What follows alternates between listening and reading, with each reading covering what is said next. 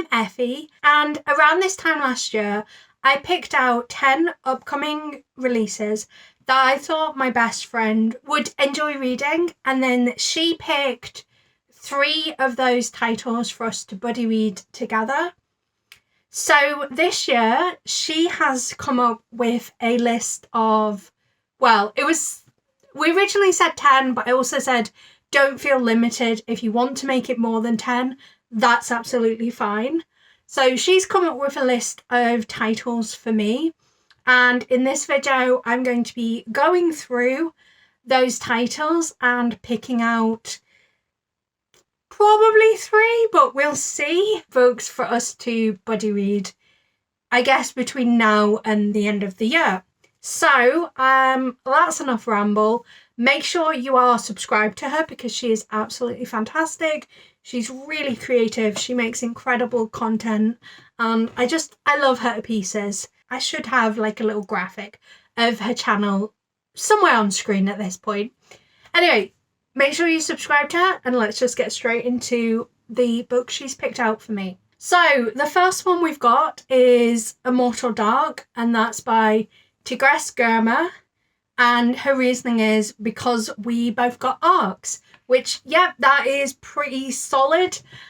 For the books where I don't know very much about them, I will be referring to Amazon and reading blurbs, but Immortal Dark obviously is a book that I'm very hyped for, hence requesting an arc, and it is a dark academia vampire story. I think it's rooted in Ethiopian mythology, and I got sent a sampler from the publisher a while back, and I'm so excited to pick it up and read it. So that's definitely going to be one that I think is going to rate quite highly. I mean, honestly, I don't think she's missed with any of these titles. Like, it's going to be really hard to pick 3. In fact, I'm actually going to rank them at the end of this video based on like flap, based on like the one I'm most interested in to the one I'm least interested in, but I imagine, you know, I'm going to want to read all of them. So she's actually done, they're not all upcoming releases, which I do like, because she's also included backlist books. And the next one she's popped on is Lover Eternal by J.R. Ward.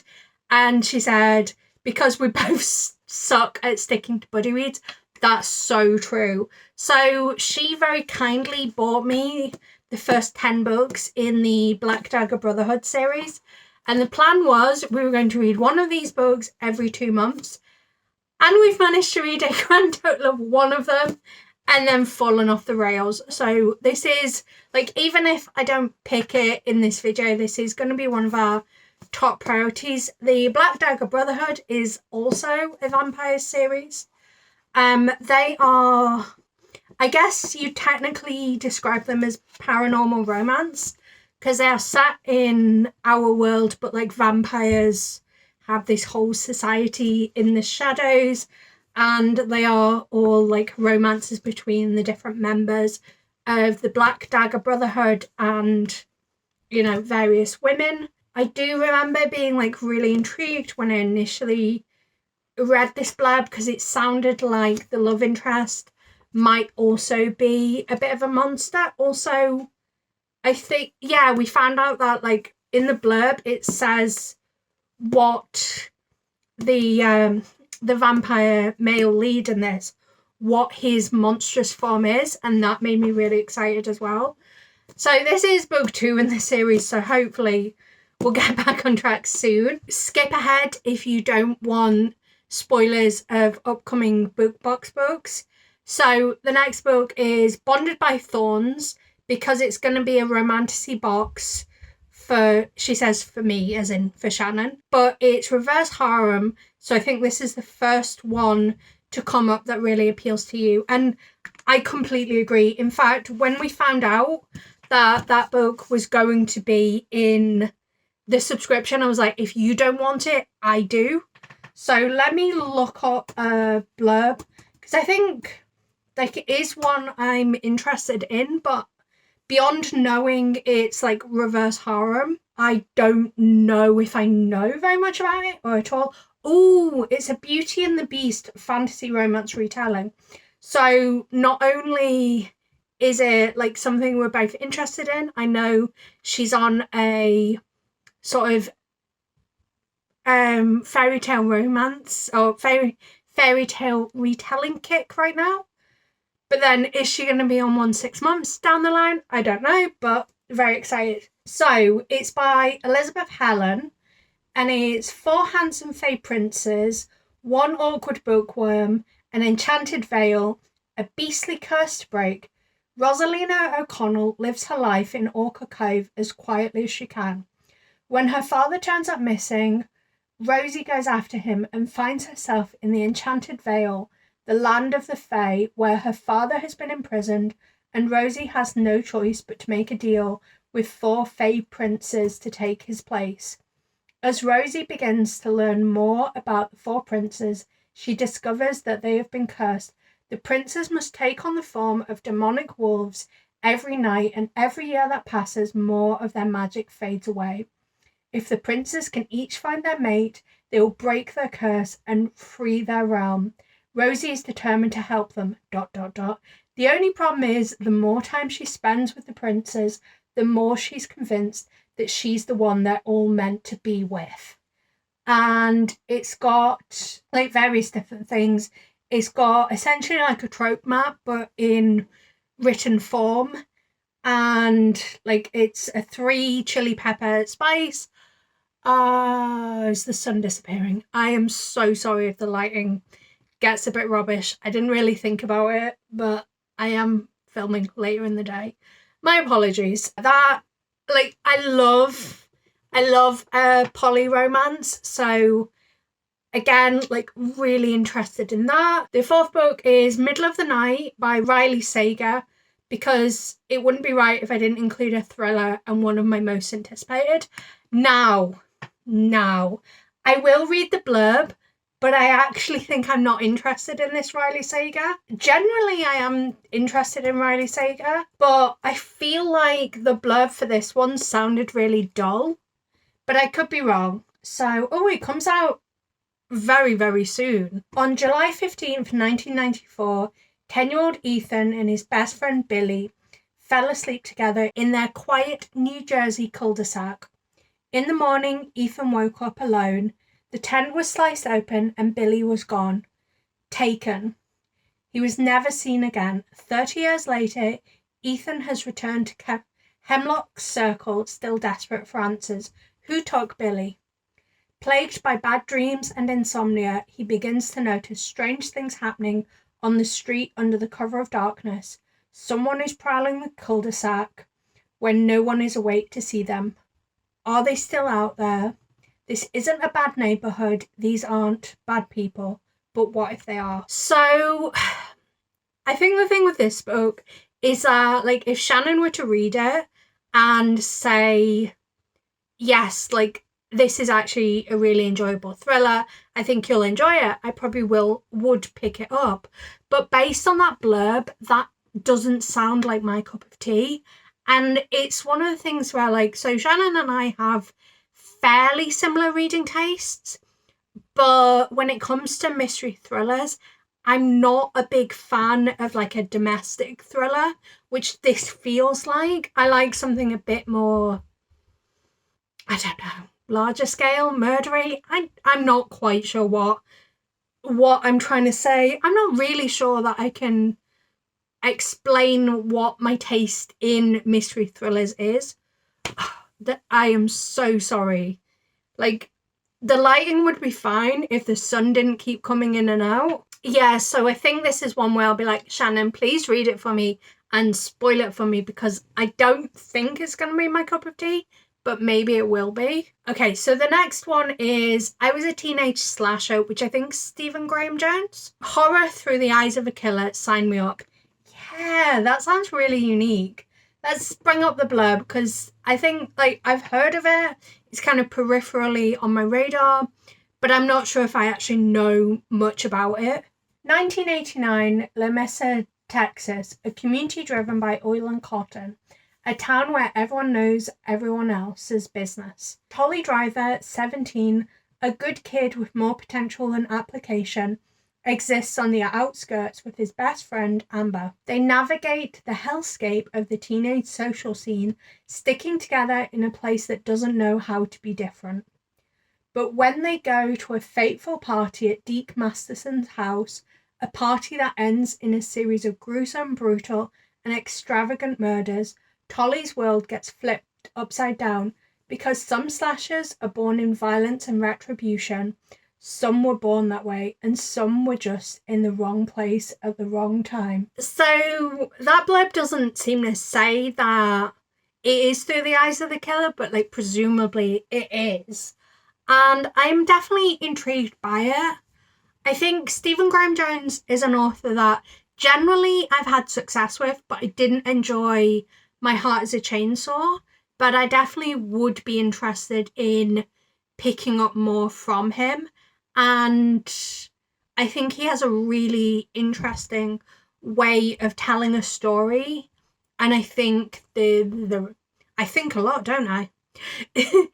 The concept behind this story feels unique and fresh and something that would be a really enjoyable read. The next recommendation is The Z Word, a queer zombie romp. Do we need more? I have not heard of this book, so let's have a look. Lindsay King Miller? Is that who it is? Oh, that cover's different. It came out this year as well, so it's fairly new out. Chaotic bisexual. Already I'm sold. Chaotic bisexual, sign me up. Wendy is trying to find her place in the queer community of San Lazaro, Arizona, after a bad breakup, which is particularly difficult because her ex is hooking up with some of her friends.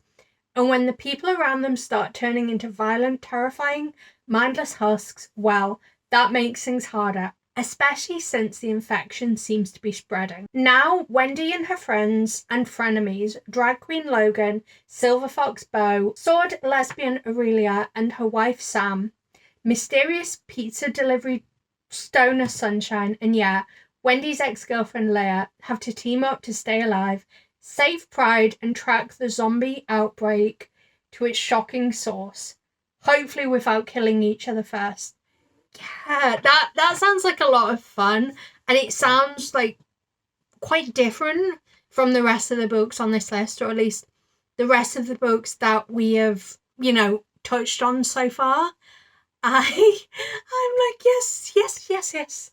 I'm not sure if it's meant to be YA or adult, because it feels like it could be in either space, but it sounds like a lot of fun, and it kind of reminds me of iZombie a bit, and I really enjoyed that TV show, although in very me fashion, I've not watched the final season. So maybe if I end up going for this as one of our picks, we can buddy watch iZombie as well and just make it a whole thing. That could be quite fun. The 7th pick is one that I've got physically in front of me, and it's Murder Road. And she says, because I'm thinking I want the Evernight edition, and honestly, I do not blame her. So I think this was May's Evernight book. It's such a different design. I'll put the original cover on screen. But yeah, this is the front, the back, in case you haven't seen it yet. The edges, and then it's got funky end papers, and then it looks like this under. So it's really quite stunning. I can't remember if I've read a Simone St. James. No, I have not. So let's read the blurb, because I'll be honest, I wasn't convinced when this came up as an Evernight pick, but I was like, well, if I don't want it, Shannon will want it. So even more reason for me to read it, because I guess we'll see. But then also it looks like there's going to be some paranormal to it. I don't know if you can see, but her eyes are glowing. Let's read this blurb together. April and Eddie have taken a wrong turn, and now they're on a long dark road late at night When they see a woman up ahead, clearly in trouble, they stop and pick her up.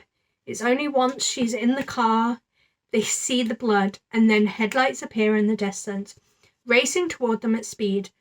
And at long last, the woman speaks. I'm sorry, he's coming. While April and Eddie are able to escape, this time, their terrifying adventure is only just beginning. The hitchhiker's injuries prove fatal, and the couple are trapped in the small town of Cold Lake Falls, prime suspects in the eyes of the local police. It turns out that this isn't the first victim to die on this stretch of road, and it isn't the first time that survivors have seen something that can't be explained. But to get out of town, April and Eddie are going to have to drive down that haunted stretch of road one more time. Okay, that sounds really good. That reminds me of like classic, well, I don't know if you classify them as like classic horror movies, but it feels very much like the era of horror movies that I grew up with, like Texas Chainsaw Massacre, Wrong Turn. I'm sure there's others that I can't think of, but there was very much that era of horror movies where it was all kind of people ending up trapped and like forces out to get them and stuff. And it also feels almost like maybe a situation like Ring where something's passed on. I'm very intrigued, especially because you just don't know what you're going to get with this story. And the fact that there is the glowing eyes person on the back makes me think it's a bit less straightforward than it might first seem. Although, to be honest, like, you don't really know what's going on from the blurb, and I love that. The next suggestion we've got is Make Me by Summer O'Toole. Dark romance falls for besties killers, like WTF, bestie code broken. Ooh. And it's on KU, which is fantastic. It's dark crime syndicate romance. So basically mafia romance. I do kind of like a mafia romance. Well, I haven't read that much, but I really enjoyed, I think it's called like The Kings of New York or something. It's by Tijan. And I can't remember the titles of them now, but I really, really enjoyed them. Like, I read them, I think, twice last year, and I think I need to own copies because I just enjoy them so much. Oh, one sec. Book mail! Not relevant to this video, but let's have a cheeky little unboxing since it arrived as I was recording.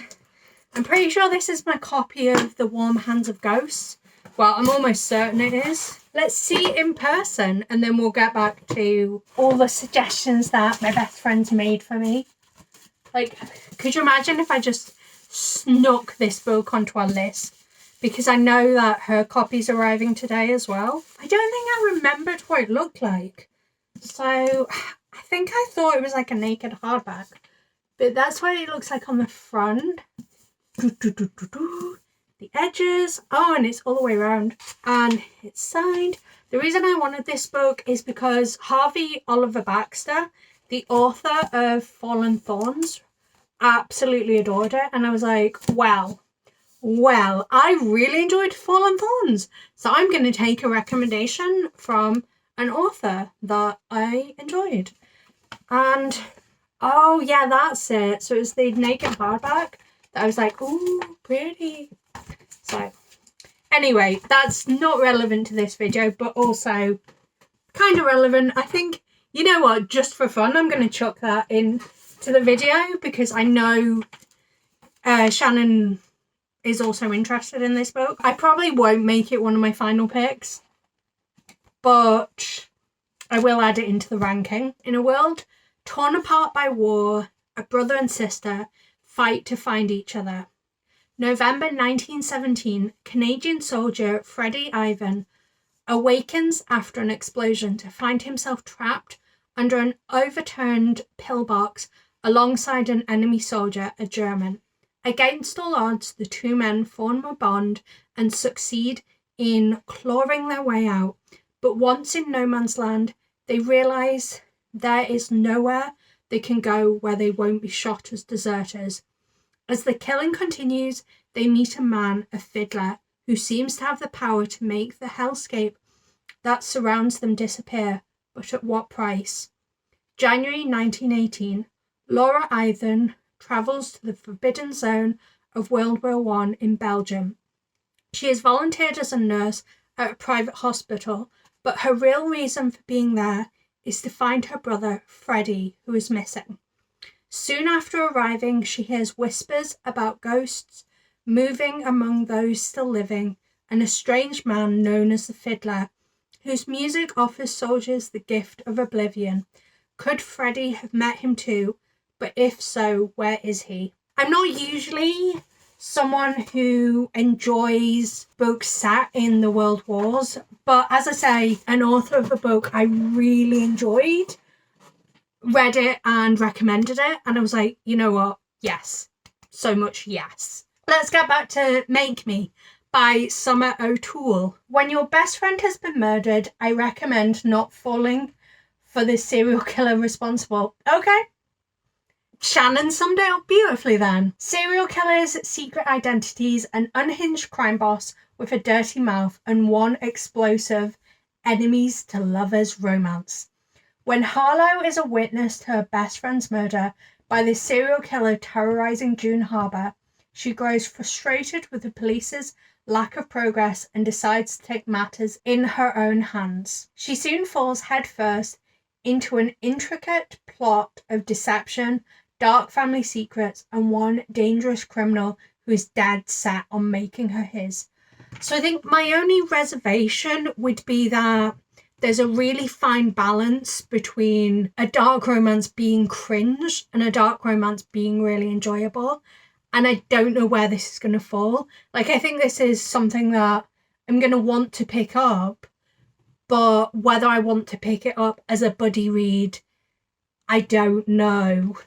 Because I'll be honest, like, I'm not really thinking about how I'm going to rank these as I'm going through them. What I'll do is once I've gone through the full list, I will take a pause, come up with my ranking, and then come back to you. But I will say I am intrigued by it, but I'm also feeling a little hesitant about whether it's going to be quite right for me. So the 9th suggestion is Sunbringer, because we need to be better with sequels. That is so true. And it's funny that she says this. So Sunbringer is the sequel to Godkiller by Hannah Kaner. And I was actually going through my local library who uses BorrowBox. So I was going through the BorrowBox account, and I don't know if all BorrowBox has this, but my library has a section like up front where it's like newly added to our catalogue. And there was Sunbringer, and I was like, oh, yes, let's reserve that, because it wasn't available immediately. But I've actually already reserved Sunbringer because, yes, I want to know what happens next. But I also think I need to reread Godkiller beforehand.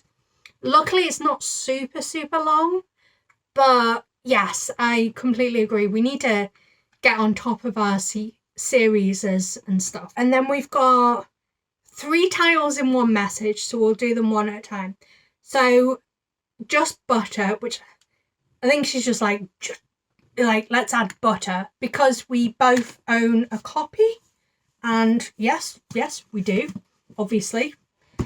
She actually bought me a copy. Has it got the delivery note in? It does not have the delivery note in. That's weird. I would have thought I'd put a delivery note in there. Anyway, so Butter by Asako Yuzuki. And it has French flaps. I really like French flaps.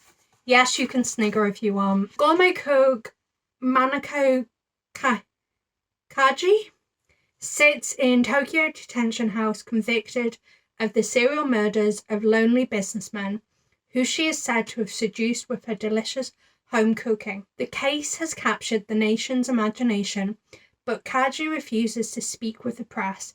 That is until journalist Rika Machida writes a letter asking for her recipe for beef stew, and Kaji can't resist writing back. Rika, the only woman in her news office, works late each night, rarely cooking more than ramen. As the visits unfold between her and Kaji, they seem closer to a masterclass in food than journalistic research. Rika hopes this gastronomic exchange will help soften the steely Kaji, but it seems that Rika might be the one changing. With each meal she eats, something is awakening in her body. Might she and Kaji have more in common than she once thought?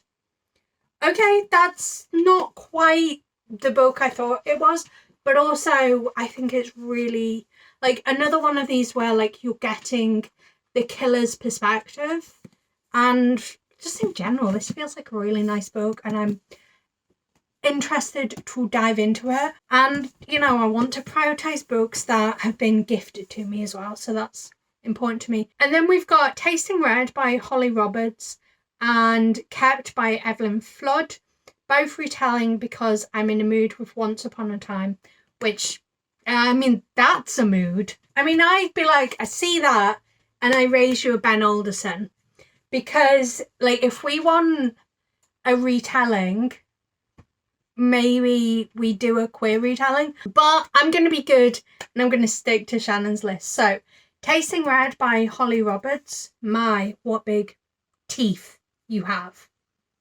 To grandmother's house I go, though I want nothing to do with magic or my former life, especially not after being kicked out of the Fairy Fine Arts Academy. But when I find a dangerous, heavily scarred wolf shifter in my grandma's bedroom, the fragile human lifestyle I've built from scratch is suddenly at stake. Magic, chaos, and my past is charging at me like a raging ogre on pixie sticks. My grandma is nowhere to be found and I'm being hunted. The big bad wolf is the only one I can trust to protect me until my grandmother resurfaces. Worse yet, I'm in heat. I've told the werewolf no touchy, but just my luck, he hasn't been to obedience school. The longer we're stuck together, the closer he is to killing me himself, or showing me how really big and bad he is. Oh gosh, I'm getting slightly Omegaverse vibes with that, which I'm not opposed to Omegaverse stories. I'm more of a vampire, fox spirit, Selkie kind of reader, but I'm not opposed to an Omegaverse story. But I know that Shannon's only read Bride and, Notting. And the fact that like heat has been mentioned makes me think we might get that in this book. So that could be interesting.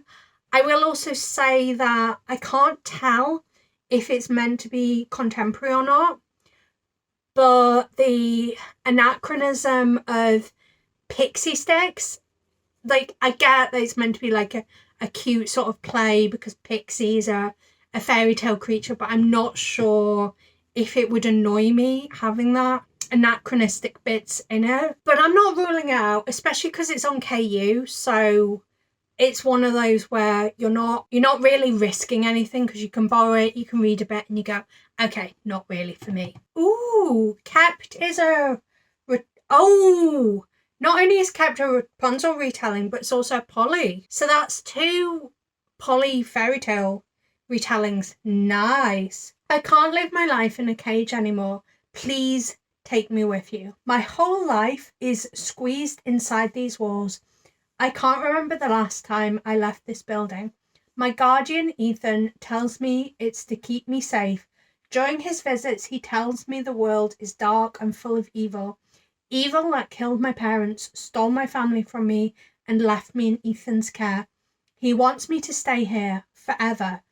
But when a group of men break into my prison, I make a reckless decision. Information in exchange for freedom. Danger in exchange for safety.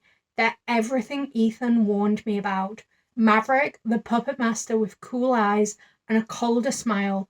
Ryder, the thief with light fingers and a dark heart. And Enzo, who'd rather carve himself into my skin than let me leave. I have to make a decision. The man who raised me or the men who stole me. Ooh, yes. That sounds so good. And then the final book we've got is Triss 6 Venom, because I want you to read it. I also want to reread it before Five Brothers comes out. No pressure. With like a laughing face. So really like, please, please read it, Effie, please. Okay, so I've actually, in the past, I've started it and it's got a few annotations in. And I think I got like further than I expected to get in. So it's got like one tab and like it's got a few different annotations. And just looking at my annotations, it makes me really want to pick it up actually. Oh, interesting. It's fairly early in, so I hope you don't mind that but that says that it feels reminiscent of a Regency romance, which I feel like is an absolute vibe at the moment, because obviously like Bridgerton's just come out and everyone's like vibing with Regency stuff at the moment. So like me thinking it feels very Regency. Also, this I think would be my first time reading a bully romance. I've read Corrupt. Yeah, I've read Corrupt in the past, which I don't know if that's classified as a bully romance, but I did enjoy that. Choices. Right, I'm gonna step away for a sec, figure out my ranking, and then I will come back with a ranking, and also I will come back and let you know what 3 books I have picked. Hello. Oh, I've got my computer glasses on. Enjoy! So I've come up with a ranking for these books, and I will say quite honestly, like, I'm probably going to have a video in December where I look back on these 14 books and see if I've actually read them all, because I'll be honest, all 14 of them I'm interested in. So like, you know, something has to be 14, something has to be bottom of the list, and that's just the way it is really. But I will run through the ranking. I'll try and be fairly brief about like why I've placed it where it is. And spoiler alert, Warm Hands of Ghosts is pretty high up on the list, but since we're both going to be reading it anyway regardless, I will leave it up to Shannon if she wants to go for, you know, not include that in the list of books that we are buddy reading. But anyway, let's go through it. So in number 14, we've got Tasting Red. I think it's partially just that I'm not massively a werewolf person, and that's fine. Like, you know, not everything is going to work for everyone. I am interested in it. I am just not sure it's going to be something that's going to change my life, or like, not every book needs to revolutionize your life, but you know what I mean. It's one that I could probably take or leave, if that makes sense.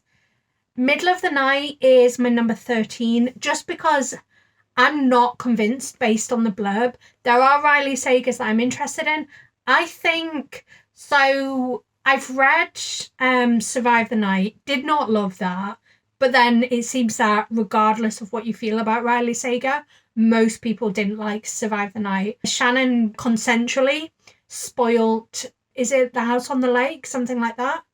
So that's not one I'm probably going to pick up because I know the twists and stuff. But I am interested in like last year's Riley Sager. I'm not super interested in this one. But like the rest of them, you know, fair enough. And then 12th position is Make Me, just because I feel like the writing could go either way. Like, I am interested in it. I think it's a really cool concept, but I don't know if the writing's going to let it down or not. And then I Was a Teenage Slasher.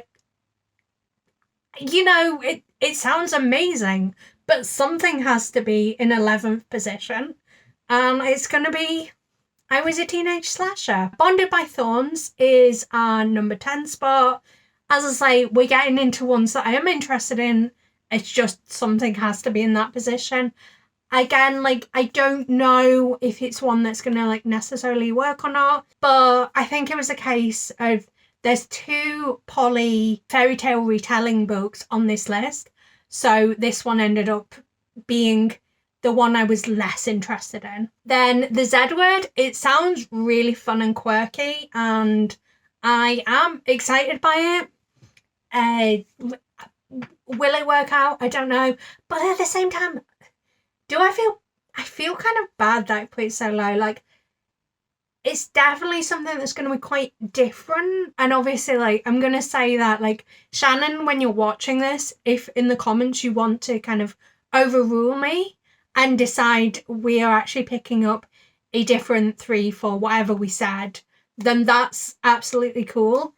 Because now that I'm going through it, I'm like, oh, I did really want to read that, but then I want to read all 14. Sunbringer, like, I think we both had a good time with Godkiller, but I don't know, something about it.